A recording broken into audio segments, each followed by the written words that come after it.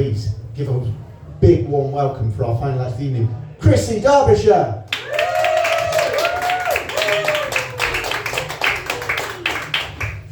Oh, look at that. Amazing. You did it. It's the most physically competent I've ever been in my life. Look at you. Gorgeous. All of you. Every single one of you between a 10 and a 6. But this is coming from a solid 5, so I'm punching above my weight with the least of you. Hello. You look like a nice audience. This looks like a nice venue. I look like a nice stand-up comedian, so we are going to have a nice time. That is a promise or a threat, depending on what motivates you more, the carrot or the stick. So my name's Chrissy, Derbyshire. Just to give you a very quick idea of the kind of person you're dealing with here, I recently put both of my hands in the bin in a public bathroom because I thought it was a Dyson Airblade. So that's me. What else can I say about myself? I'm quite a modern person. I'd like to think I'm a bit of an advocate for more progressive, more atypical family setups. For instance, my life partner isn't strictly a husband. If anything, he's more what you'd call a cat. He's a cat. He's not a sex fiend like Joe's, but he did recently lick my boob. And we haven't really spoken about it since, so I'm not sure what that means for us. I think this is going to be my year, though. I think it's going to be my year. I think this might be the year where I finally become a viable human being. It's been a bit of an uphill struggle though, not going to lie, it has been an uphill struggle. Most struggles are uphill, really, aren't they, when you think about them? Hardly ever hear of struggles in other directions. Sisyphus chasing a boulder down a hill, like, shit, catch it. But yeah, there are several impediments to me being a functional human. For a start, like every self-respecting comedian, I have ADHD. And I have poor short-term memory, poor impulse control, I'm clinically depressed, I have poor short-term memory, and I'm an introvert. And to top it all off, I've chosen as my profession something that requires the most unnatural social interactions possible. This is not normal, this is weird. Me up here, you down there, do I have the power because I'm holding the mic? Do you have the power because there are more of you than there are of me? Barely. It's weird, isn't it? It is weird. I'm going to make it so weird. And in the spirit of that, I've been thinking a lot lately about my internal organs. Yeah, there's no natural way to introduce that into a conversation, is there? Always feels a little bit forced. And we're all, I would say, weirdly coy, weirdly kind of prudish about our innards. Right, as soon as our insides are mentioned, we become some kind of fainting aunt from a Jane Austen novel. Mr. Darcy, please, your kidneys, they're on full display. Save something for your wife. That was from Pride and Pancreas. I knew you'd like that joke. But they're there, aren't they, inside us, I think. I don't check very often. I'd say I look at my own insides the normal amount, which I've Googled that and that's not at all. I don't look at my own insides at all. But I do believe that they're there, and I don't like that I'm aware that they're there. I think if you want to be constantly mildly traumatised, and you're watching me, so I assume that's what you're into, I would recommend becoming aware of your own internal organs, and the fact that best case scenario, they are sitting there inside you day after day, doing things without your complete understanding or your permission. And there's been loads of them too. Like if I had to estimate, I would say at least 5 or 6 different bits. I'm not a qualified doctor. I could have been, I chose not to be. Medicine's loss was comedy's gain. I'm going somewhere with this, by the way. I just wanted to make sure we were all on the same page vis-a-vis guts. Talking of which, hi. Hello. You were a comedian from last time. Not last time, but recently, You're a recent comedian. Hello, recent comedian. What was your name again? Ibby. Ibby. Hello, Ibby. You have a fantastic jacket on, Ibby. Tell me, Ibby, do you think it's reasonable for me to assume that you have internal organs? Yes. Oh, that was a confident yes. We've got an alpha woman here. She knows what's inside her. She doesn't care who else knows. That's the kind of confidence that I like to see. I think it's that controversial for me to assume that most of us have internal organs. More contentiously though, I think that some of my major organs have a good cop, bad cop situation going on. I will explain. My heart, that's the good cop. No problem at all with my heart. It pumps blood around my body like an absolute champ. I want it to beat. It does beat every day so far. No problem with my heart. My brain, on the other hand, it's an arsehole. Not literally, obviously that would be biologically quite upsetting. I mean, of course, my brain is a dick. Again, not literally. To be absolutely clear, my brain is a brain, but that is the best thing I can say about it. I hate it hates me, there's mutual animosity there. At best, it's kind of blithely useless. At worst, I think it might be trying to kill me. Because every day, several times a day, my brain will just go, oh no! And I'll say, what? What is it? And my brain will go, oh no! You've forgotten! And I'll say, what? What have I forgotten? And my brain will say, I don't know, something probably. And the worst part is it's usually right. I usually have forgotten something because, like I said, I have zero short-term memory. Brilliant long-term, zero short-term. So I can remember word for word the song from a Chicken Bovril advert from 1988. But I can't remember the beginning of this sentence. I'm just hoping that by the time I reach a natural pause in speech, it's at least grammatically correct. So I'm standing there desperately trying to work out what it is that I might have forgotten. And my brain pops up again very helpfully. Hi, excuse me, hi. Maybe you've forgotten your PE kit. And I say, no, I don't think so, brain. 40 years old, actually. Do I need a PE kit? No. Do I own a PE kit? No. Am I still scared of my PE teacher? Yes, very much, yes. Then again, when I lay my head down to sleep, as soon as my head hits the pillow, my brain pops up like the Microsoft Word paperclip. It looks like you're trying to be sleep deprived. Would you like some help with that? No, thank you. But it's got the bit between its teeth now. Not literally, it doesn't have teeth, it's a brain. It's on a roll. And it says, oh, I'm sorry to hear that because I've got 5 hours of fake definitions of words to share with you. And I say, no, thank you, I don't want that, brain. And my brain says, platypus is a cat with braids. And I say, no. And it says, melancholy, a dog made of fruit. And I say, no. And it says, archetype is the answer to what kind of boat did Noah have? He had an archetype of boat. And I say, shut up. And my brain says, I see how it is. You want me to change the channel. I say, oh God, no, please don't change the channel.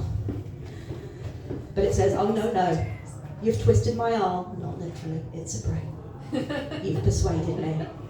I'm going to change the channel. And then it's a 50-50 chance of it either being a night of crippling self-loathing, so my brain reminding me of all the ways in which I might have let down myself, my child, my parents, my friends, my lovers, not in bed, just FYI. My PE teacher again, weirdly. Sometimes my country. Either that, or again, on a loop, that Chicken Bovril advert from 1988. That advert. There was a woman in that advert, that Chicken Bovril advert, who claimed to be a fashion model. I don't think fashion models do drink liquid chicken. And that has bothered me for 37 years. Because that's another thing I struggle with. I struggle with the hierarchy of what should and should not worry me. And that worries me. Don't know if it should. I'll give you an example. A while ago, I had a bit of a day. 2 things happened, which is more things than usually happen to me in a day. First, I had some neutral feedback from my boss. Not negative feedback, neutral feedback. My brain's reaction? Well, I'm going to be fired. They've worked out I'm not a real human being and I am going to lose my job. Not going to be able to pay my mortgage, I'm going to lose my home. The song says nobody wants you when you're down and out, nobody's going to want me, nobody wants me now, but they're going to want me even less. I'm going to become a social pariah, a warning to idle neurodivergent children. If you don't study small talk hard enough, you'll end up like the swamp hag.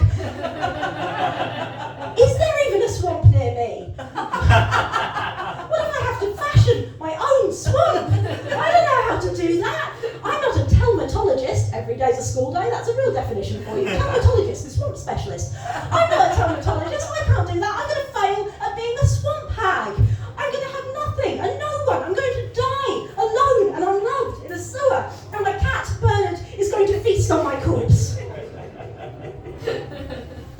need positive feedback.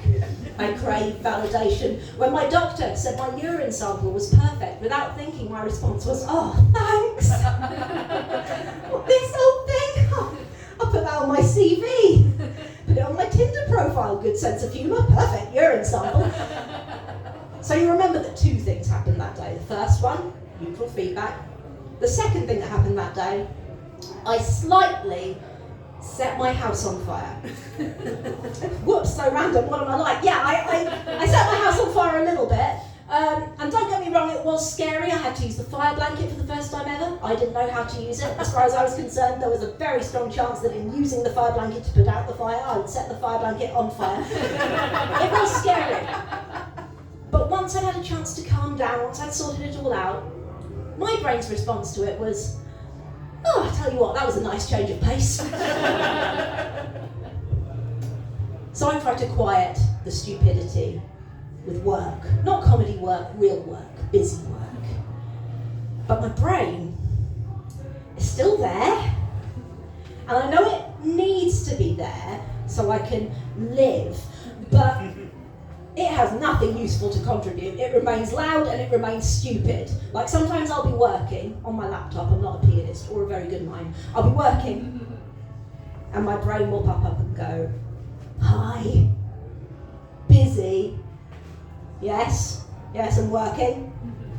Working, are you? Cool. Hey, you know how you're interested in languages? Yes. And you know how the French word for bike is vélo? Yes, I think I remember that from school. Why are you telling me this?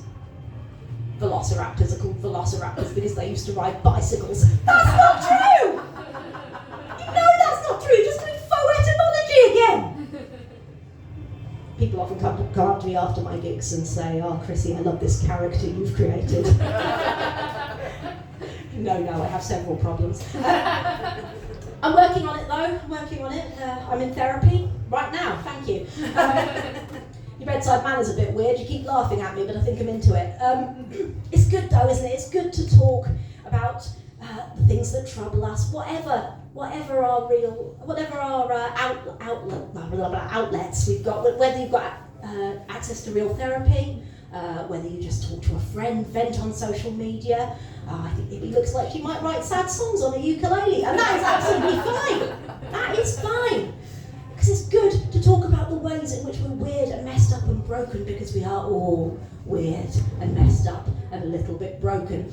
This world, this beautiful, magical, lush green earth on which we live is so messed up. It is so weird. An octopus's penis, ladies and gentlemen, is on the end of one of its arms. It can rip it off and throw it at you if it wants to mate. Not you personally, I don't know why we locked eyes there, but still, that doesn't feel right, does it? That is counterintuitive. If you're not at least a little bit put out by that, I put it to you that your Pornhub search history is troublingly specific. You call it vintage anime as much as you want, Stuart. And you know, I'm not sure how to live in a world that's so wet and gooey.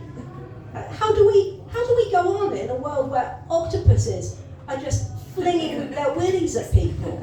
Probably not people actually, probably other octopuses. I don't know, I'm not a cephalopodologist. Octopus specialist. But a scientist who studies octopuses, not one that is an octopus. Unless that octopus scientist is in turn studying other octopuses. Either way, I'm not one, but I am some kind of person. How do I live in a world where I am so full of gross, visceral guts? Why can't I be just some kind of amusing mist? How do I live in this world? The answer, of course, is this. I do stand-up comedy. I'm very well aware that it doesn't feel like a real thing that people do. Like, to the extent that whenever I tell people that I'm a comedian, I feel like I must be lying. Like, to my mind, the way I imagine it, they've looked at me and they've already made some judgments about what I might do based on the way I look. So, you know, librarian, obviously, substitute teacher, not a real teacher, she doesn't have the gravitas, but a substitute, maybe. Perhaps this woman looks like she has quite a good typing speed, and or a very small niche OnlyFans. Jokes on them, I'm terrible at admin. And then I have the audacity to tell them, oh, actually, I get up on stage and tell my little jokes. And I say it with the same apparently unearned confidence that I might say that I'm a lion tamer, or a famous astronaut, or the other sister out of the Cause who nobody talks about because somehow she was born English. But I do stand-up comedy, and it changes you. Stand-up comedy does change you. I went from not having ever met a comedian in real life to everyone I know either is a comedian or will be soon. If anyone in the audience is not a comedian yet, just let it happen, don't resist. The thing that changes most, though, is your priorities shift. You start doing things because you think you'll get a good anecdote out of it. So you'll take that stupid job, you'll go on that ill-advised date, you'll jump out of that plane. Me, I did something quite silly, really. I procreated. Yeah, thought children, there's a rich seam of comedy there. Why not push a human being out of the old vagina, see what happens? Sorry, when I say old vagina, that's just a turn of phrase. It's no older than the rest of me. It's not a hand-me-down. Vintage purse, love it. No. So yeah, I had a kid, and I love being a parent. I really love having a kid. I think it is so moving being privileged to watch this screaming potato gradually blossom into a weirdly dependent flatmate. Love being a parent. Didn't love being pregnant. Didn't love that at all. Maybe I was doing something wrong. I mean, I did what I needed to. I kept her in there. I didn't accidentally leave my womb at the shops. But maybe I was doing something wrong in terms of my attitude, because pregnant women are supposed to be radiant, aren't they? Yeah, I was not radiant. I was not a glowing fertility goddess. I was more of an angry sphere with wind.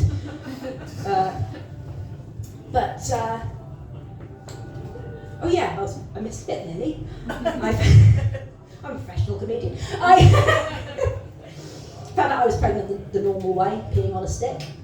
I still think that's quite a weird thing to be the normal way to do something. In most circumstances in life, I found peeing on things optional, if not frowned upon. School run? No. Jury duty? No. Funeral? Depends on the person who died. Families have their little traditions, don't they? I'm not here to kink shame the dead. Yeah, now I have a child. And the thing about having a child is that you spend so much of your life, so much of your time, your energy, your soul parenting, that when it's time to stop parenting, when your kid's not around, it's really hard to turn it off. You do find yourself pointing out moo cows to strangers on the bus. Worst one of these that ever happened to me was my partner at the time had a friend round. So this was two guys in their late 30s kicking back playing cards in my living room. And let me tell you, it really does change the whole vibe of an evening. When you go up to your long-term romantic partner and his friend, who you don't know very well, lean over them and say, "Will Mummy get you a drink?"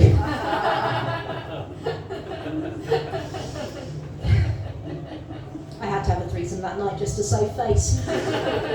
You've been absolutely brilliant. I unfortunately have been Chrissy Derbyshire. Thank you very much.